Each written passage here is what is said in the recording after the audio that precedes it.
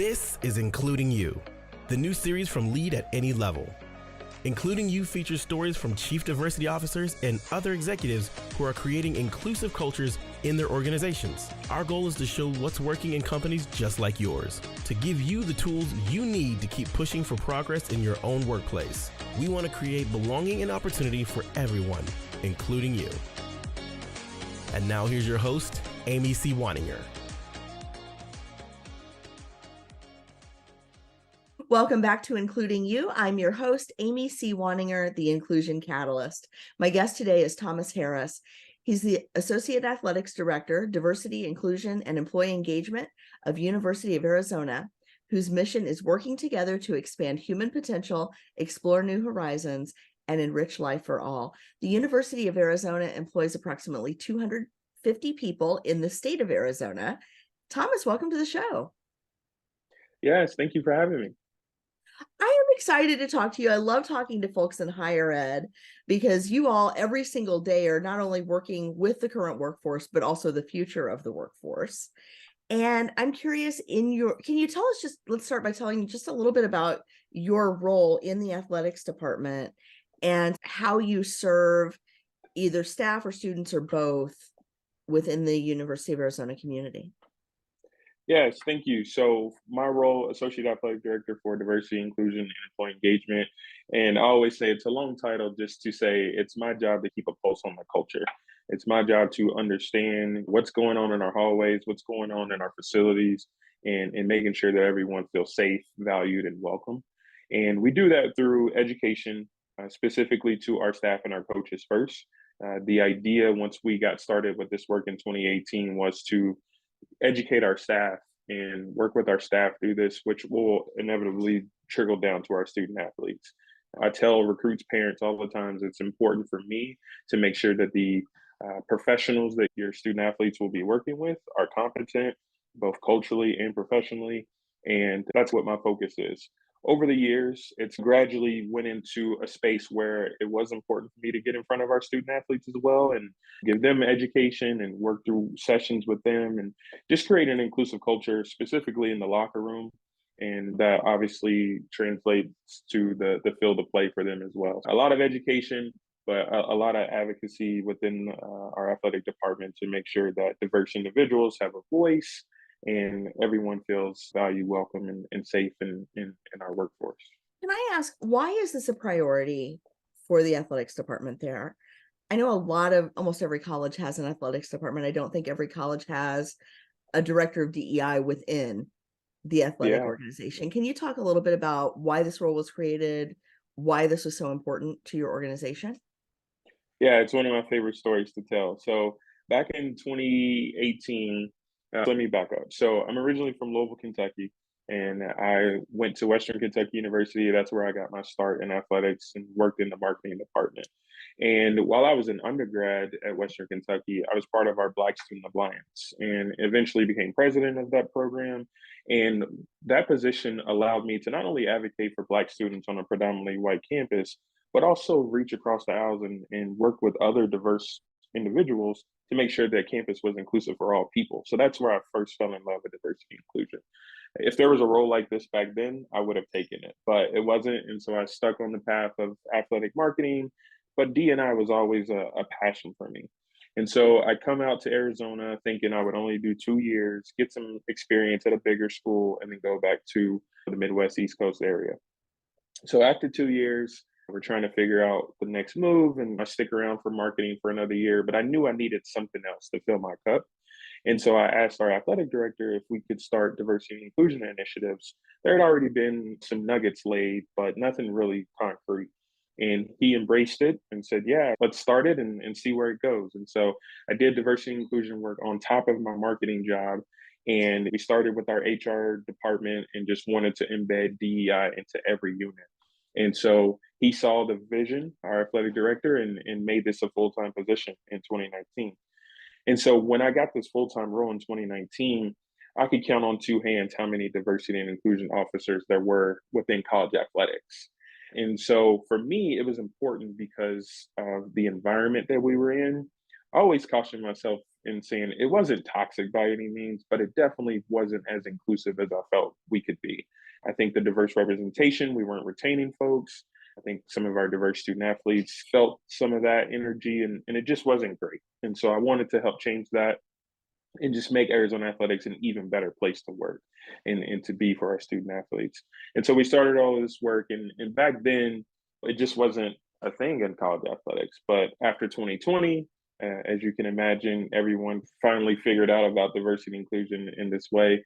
And now there's over 100 positions in college athletics. The NCAA has designated that every school has to have an athletic diversity and inclusion designee, and sometimes that means a position like mine, but also sometimes that means some of the BIPOC folks that just happen to be in academics and happen to be from a diverse background. They were told they had to do this work, and so being able to support those types of folks in this work is also a mission of mine and something that I take pride in. I think that's amazing. And so when you talk about educating and advocating and really starting with the coaches and the staff, what sorts of initiatives have you put into place since 2019 that you feel are really making a difference on campus? Yeah, so I take an employee engagement focus. I think a lot of times people believe that HR should not be embedded in, or DEI should not be embedded in HR. And I agree with that to some extent. But for me, we take an employee engagement approach. And so there's kind of two prongs with it. There's the education side. So we started with your normal lunch and learns. And I would come in and talk about a different topic, or we bring a guest speaker in to talk about microaggressions and inclusive leadership and cultural humility. And then we would have specific topics in college athletics. Transgender inclusion within athletics is a big topic. So we've talked about that, and just overall LGBTQ plus advocacy. And the list goes on. And then we also have wellness sessions where our sports psychologists, they are here for our student athletes, but every now and then they take a break and they work with our staff as well. And we do sessions to mitigate the amount of people that they see. And it's just important in a fast paced, long hour environment that we have to be able to meet our staff where they are and let them be vulnerable at work and talk through burnout and some of their frustrations that they may have with coworkers or frustrations with fans or whatever the case may be. We could do that in house and lean on each other. So that's been a big one. And then after that, I'd say our recruitment and retention strategies, reaching out to folks who have job boards that specifically look for diverse representation. We talk about networking with people who don't look like you or the folks that are on your team. And then lastly, we have this inclusive hiring training that we do, and all of our supervisors are required to take it. We have an inclusive excellence council that kind of helps me with this work, and they take it as well. And so once a search is initiated, there's at least two people uh, in the hiring committee that have gone through inclusive hiring searches. So it's mandated to have at least one member of the Inclusive Excellence Council and at least one supervisor who went through this training. And that allows us to ensure that we're running in a safe and inclusive hiring search. And so we've been able to see the numbers jump with recruitment and also retention because of the initiatives like those that we put into place. So you mentioned recruitment and retention numbers have increased.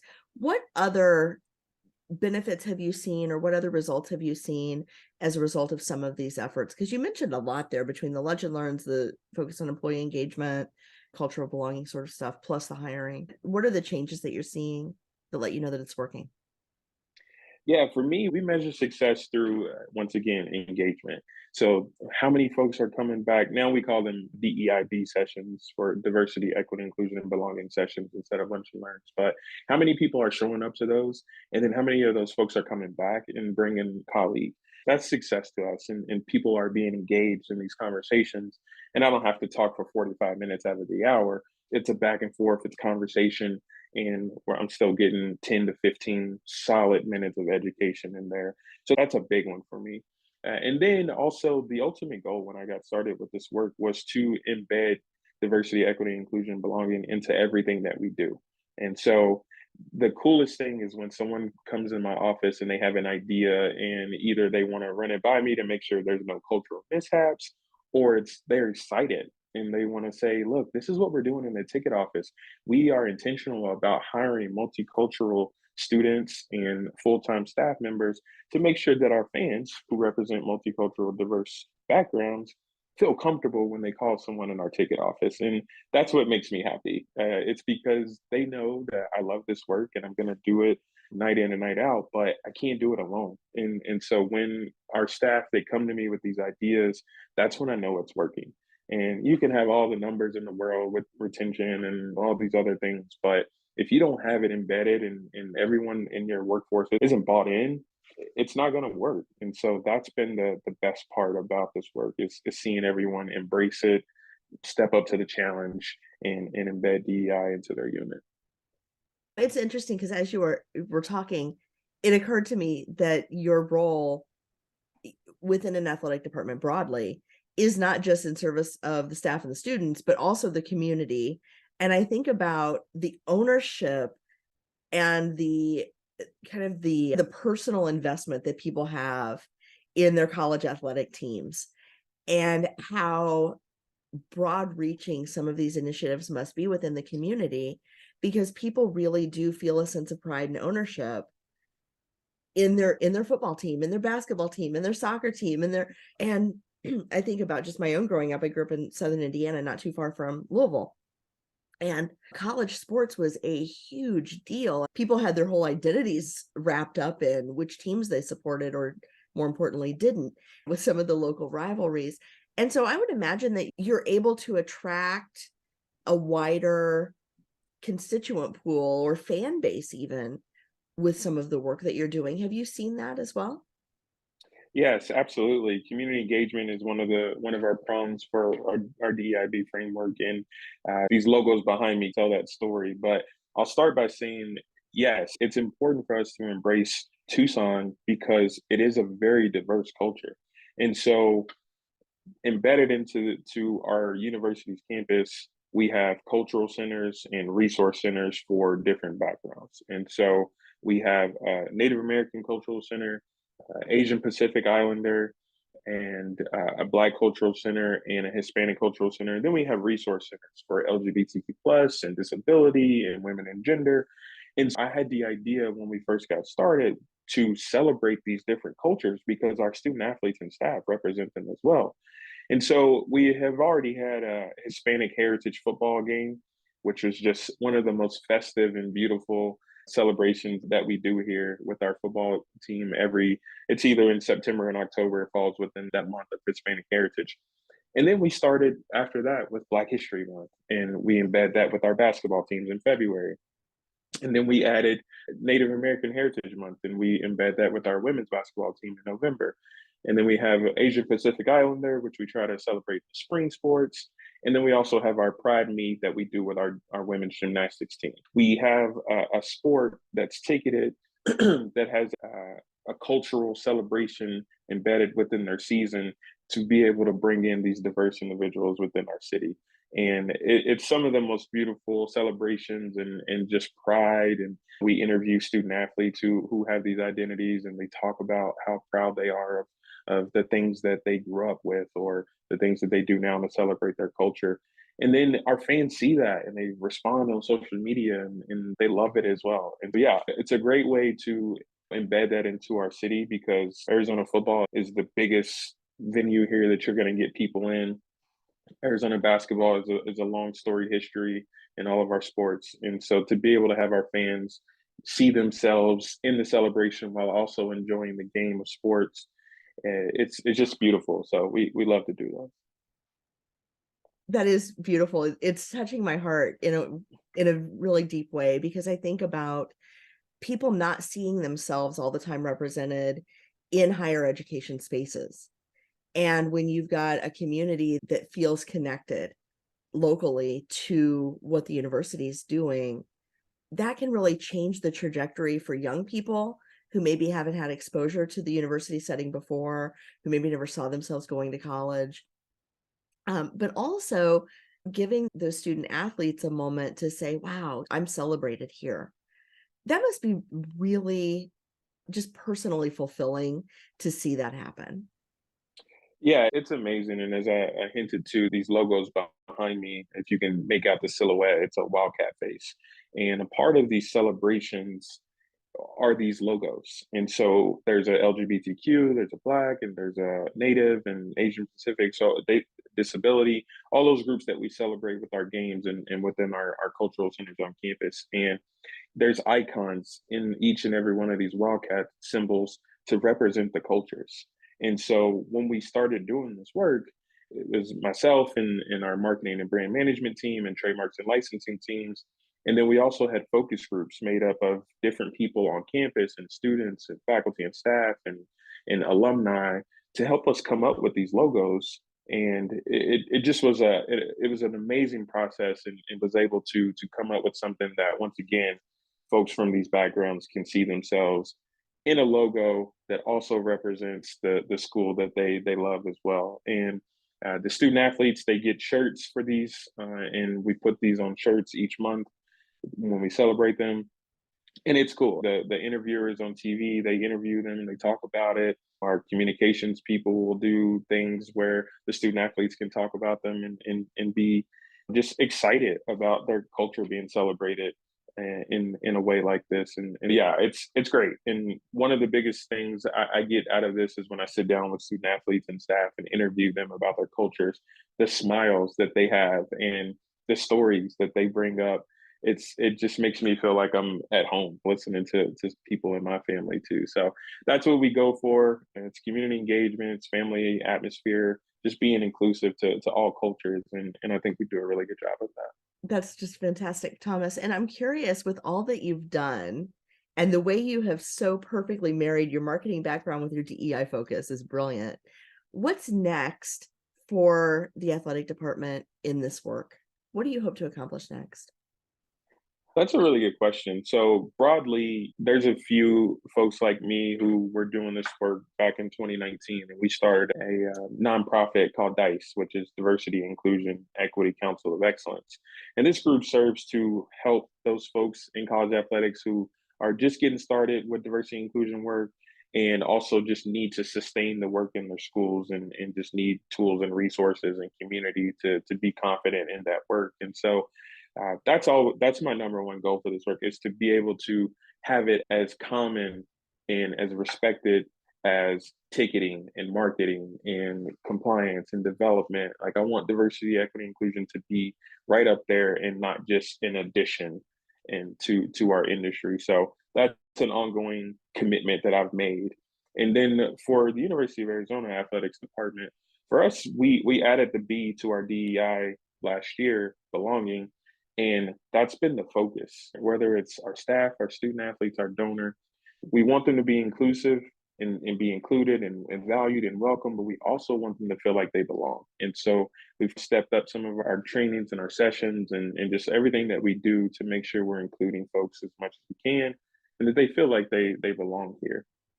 And we have that, and we're aligning ourselves with the university. We have a strategic initiatives and university initiatives department who we like to work with a lot. And so that group put together flexible work arrangements for the entire university. So we brought them in to talk to our athletic staff about that, because it's hard in our industry to have flexible work. And so we did that. We created a lactation space in our basketball arena, which was also another initiative from the university. So aligning ourselves with the university, aligning ourselves with the NCA, and aligning ourselves with our conference and the diversity and inclusion work that they're doing is also very important to us, and it allows us to have a further reach and be able to cross off a lot of different boxes in the work that we're doing. Thomas Harris, thank you so much for your time today, for sharing these insights with my audience. I appreciate you and the work that you are doing so much, and I look forward to more great things from the University of Arizona Athletic Department. This is fantastic. Thank you, Amy. I appreciate the time, and bear down. If you've enjoyed this episode, follow Lead at Any Level on LinkedIn and YouTube. Then join us for Including You video simulcast every Thursday at noon Eastern. Including You can also be enjoyed each week as part of the Living Corporate audio podcast series, available on all major podcast platforms. Learn more at living-corporate.com. Including You is brought to you in part by Lead at Any Level, a boutique training and consulting firm improving employee engagement and retention for companies that promote from within. Lead at Any Level. Leaders can be anywhere and should be everywhere. Learn more at leadatanylevel.com. Lead at Any Level and its logo are registered trademarks of Lead at Any Level LLC. The views and opinions of guests on our show do not necessarily reflect the positions of Lead at Any Level, Living Corporate, or the sponsors of Including You. That's it for this week's episode of Including You. If you enjoyed this episode, be sure to like and subscribe wherever you get your podcasts. And don't forget to leave us a comment or a review to help others find us as well. Be sure to join me next week when my guest will be Farah Harris from Working Daily.